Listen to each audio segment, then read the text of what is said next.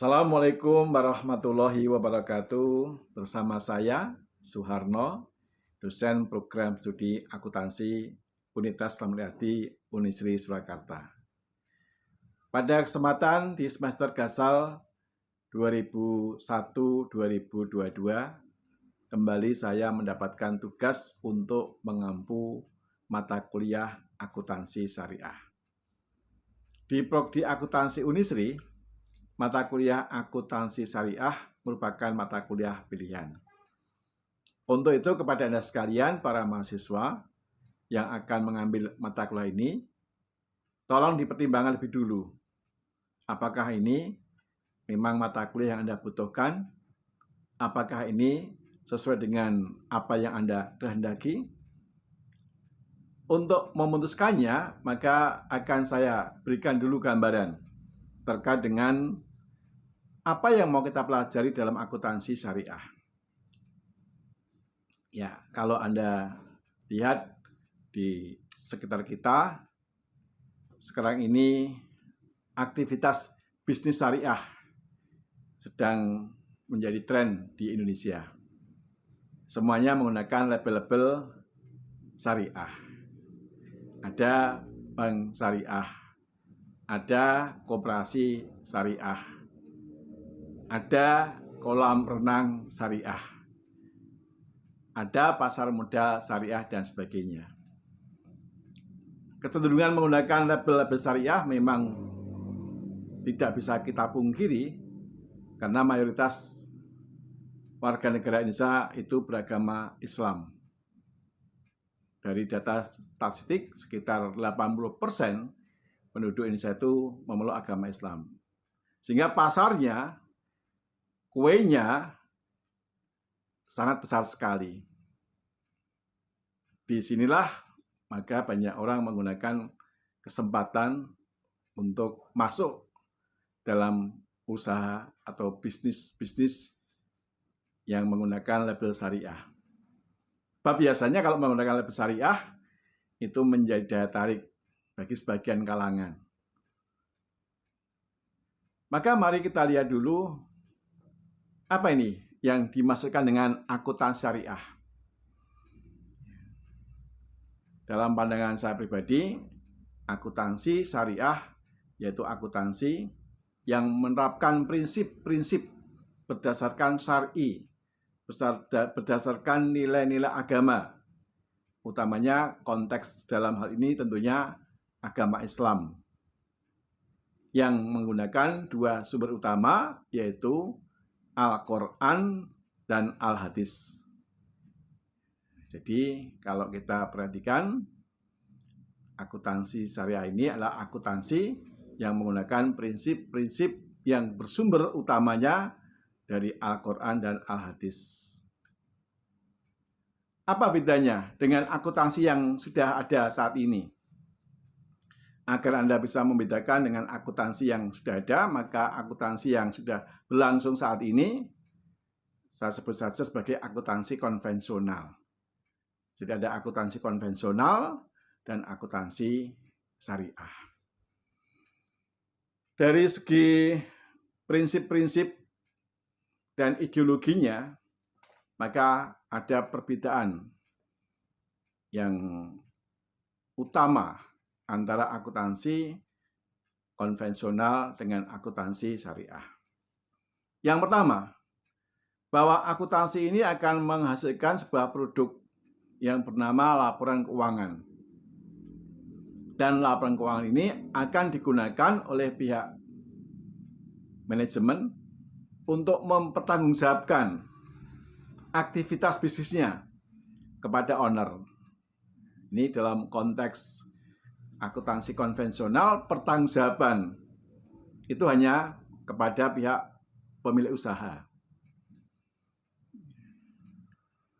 Kalau akuntansi syariah, karena menggunakan dasar pada dua dimensi tadi, Al-Quran dan Al-Hadis, maka pertanggungjawabannya selain kepada pemilik modal, kepada pemilik usaha, juga kepada Tuhan, Allah Subhanahu wa Ta'ala. Jadi dari segi pertanggungjawabannya ada dimensi horizontal kepada sama manusia dan vertikal kepada Tuhan yang Maha Kuasa. Dalam bahasa agamanya ada hablum minanas dan hablum minallah. Ini yang pertama, yang membedakan antara akuntansi konvensional dan akuntansi syariah. Kemudian yang kedua, dari aspek tujuannya. Ya. Kalau akuntansi konvensional, pihak manajemen pengelola ingin mendapatkan penilaian dari pihak owner, kinerjanya baik. Nah, biasanya ukuran berhasil dan tidaknya seorang manajer dalam mengelola usaha itu pada keuntungan atau pada seberapa besar mendapatkan laba selama satu periode, selama 1 tahun. Sehingga di sini tentunya pihak manajemen berusaha agar laba yang diperoleh itu selalu meningkat. Jadi hanya berorientasi pada perolehan pencapaian laba. Dan kita tahu bahwa laba itu dimensi jangka pendek. Ya. Kalau kita menggunakan akuntansi syariah, maka karena kita bekerja sebagai bentuk ibadah kepada Allah dan kepada manusia, maka yang dicari bukan hanya laba saja.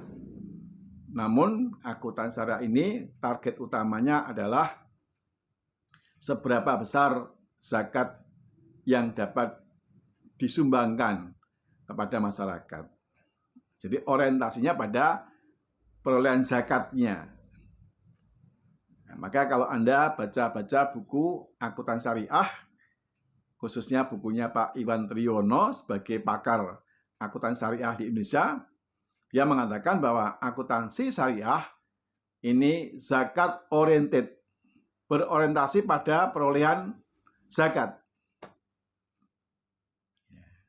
Dan kalau kita berorientasi pada zakat, tentunya sudah tercover juga orientasi pada laba. Sebab semakin besar zakat yang dapat dipungut dari hasil usaha, tentunya labanya juga semakin besar. Kalau labanya semakin kecil, zakatnya juga semakin kecil. Nah, inilah salah satu keunggulan daripada akuntansi syariah yang bertumpu pada zakat oriented. Kemudian perbedaan yang lainnya adalah bahwa di dalam penerapan akuntansi syariah, maka bisnisnya juga harus berorientasi pada nilai-nilai agama yang tidak boleh melenceng dari kaidah-kaidah agama. Jadi akuntansi syariah itu hanya bisa diterapkan kalau perusahaannya menerapkan konsep syariah juga. Artinya apa? Usaha yang dilakukan juga harus usaha-usaha yang dalam pandangan agama tidak melanggar. Ya. Dalam pandangan agama tidak ada hal-hal yang dilanggar. Misalnya apa? Kalau di usaha bisnis konvensional, barangkali produsen minuman keras itu sah saja. Tetapi kalau dalam bisnis syariah maka tidak bisa bisnisnya itu produsen minuman keras atau miras. Kemudian bisnis-bisnis yang tidak sesuai dengan kaidah-kaidah agama. Misalnya sebagai seorang rentenir misalnya. Tentunya tidak bisa menerapkan akuntansi syariah. Bisnisnya perjudian, kasino misalnya. Tentu tidak bisa menerapkan akuntansi syariah. Kemudian juga dalam konteks ini adalah bahwa bisnis syariah tentunya tidak boleh menggunakan hasil dari dana-dana yang melanggar kaidah agama. Misalnya tidak membolehkan adanya riba Nah, tentunya dalam konteks riba ini juga memang ada beda pendapat ya. Kalau sebagian ulama pandangannya memandang bunga bank sebagai bentuk riba. Sehingga kalau ini meyakini fatwa ulama bahwa bunga bank adalah riba, maka konteks akuntansi syariah juga tidak boleh mengadopsi adanya bunga. Kalaupun terpaksa mendapatkan bunga dari bank, maka akan dimasukkan pada pendapatan yang tidak halal. Dan dimasukkan ke pendapatan lain-lain, tidak akan dimasukkan di dalam operasional perusahaan. Memang sebagian ada juga ulama yang berpandangan bahwa bisnis bank konvensional itu bukan riba. Nah, silakan saja, ini masing-masing punya dasar, Anda tinggal ikut yang mana. Tapi Anda harus konsisten ketika sedang mengikuti salah satu faham. Kalau Anda yakin bahwa bunga bank konvensional itu haram, ya tinggalkan. Tapi kalau Anda masih menganggap bahwa itu bukan barang yang haram, yang masih halal, ya silahkan. Itu diantaranya beberapa hal yang akan dibahas nanti pada pembahasan akuntansi syariah. Dalam konteks materinya akan kami bagi dalam dua kategori. Yang pertama membahas tentang konsep-konsep syariah lebih dulu. Ya, menyangkut tentang Islam ini agama yang tidak memisahkan antara kehidupan dunia dan akhirat. Ya, bahwa seluruh aspek kehidupan itu masuk dalam ranah agama. Kemudian juga akan kita bahas konsep-konsep bagaimana mengembangkan teori akuntansi syariah. Itu yang sifatnya konsep-konsep yang sifatnya pengetahuan kita berikan di depan, termasuk juga tentang bagaimana Islam pernah mengalami masa kejayaan ya, ketika menerapkan, mengedepankan pola pikir yang rasional. Umat Islam punya semangat belajar yang sangat tinggi. Tapi hari ini kita lihat sebagian dari kita menjadi penonton di tengah era globalisasi saat ini. Kemudian setelah itu baru kita belajar bagaimana penerapan akuntansi syariah yang sudah ada. Misalnya penerapan akuntansi syariah di perbankan syariah. Bagaimana penerapan akuntansi syariah pada koperasi syariah misalnya. Itu yang akan kita bahas selama kurang lebih 1 semester 14 kali pertemuan. Bagaimana pendapat Anda terkait dengan akuntansi syariah? Apakah ini hal yang penting bagi Anda atau tidak? Kami kembalikan. Namun saya punya keyakinan bahwa kalau Anda mengambil mata kuliah ini akan menjadi nilai plus bagi Anda.